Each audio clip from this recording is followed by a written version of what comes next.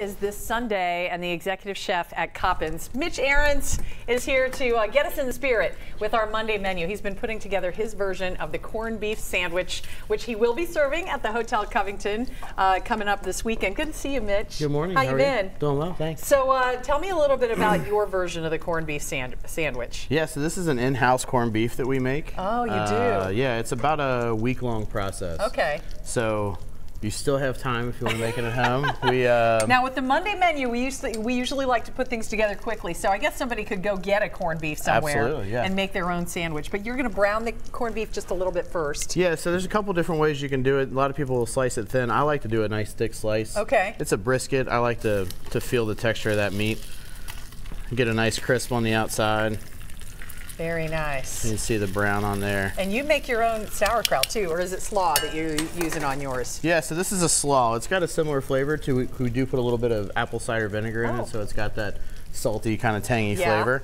So yeah, we got a nice hot pan here. We got some shaved cabbage. We're gonna throw that in here, let this saute down a little bit. Okay, very good. We've got it, I like to do a little bit of heat with it. The brisket's a fattier cut, so you want a little spice and a little vinegar helps balance that out. A little bit of chili flake. We got some salt.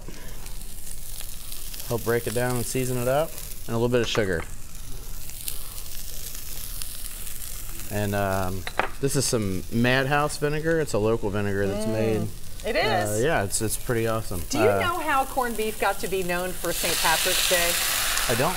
I was wondering about that. My mother makes it every year for St. Patrick's Day. It's kind of one of those things you have to have on the menu for St. Pat's, isn't it? Absolutely, yeah. That and cabbage and potatoes. Yeah, corned beef and cabbage and potatoes. So you're just going to let that kind of wilt in there? Yep, we'll let that wilt. We'll let it brown up a little bit.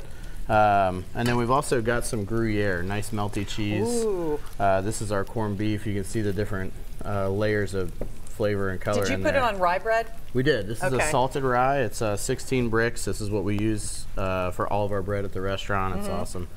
Got a little bit of mayonnaise, a little bit of whole grain mustard, and you can see on here. Look at that. I want to hold that up for the camera. How nice and thick that is. See? So you go get yourself a corned beef, and look how quickly that was to put that together.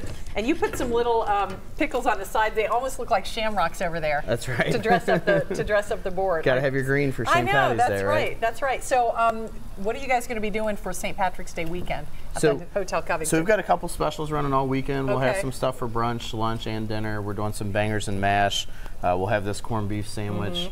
And then we'll also have a corned beef entree. So this will be a little bit more subdued celebration. It's not going to be the kegs and eggs, right? No, for sure. We get the more mellow crowd. And we don't start at 7 a.m. with the green beer. So. That sounds like more my speed.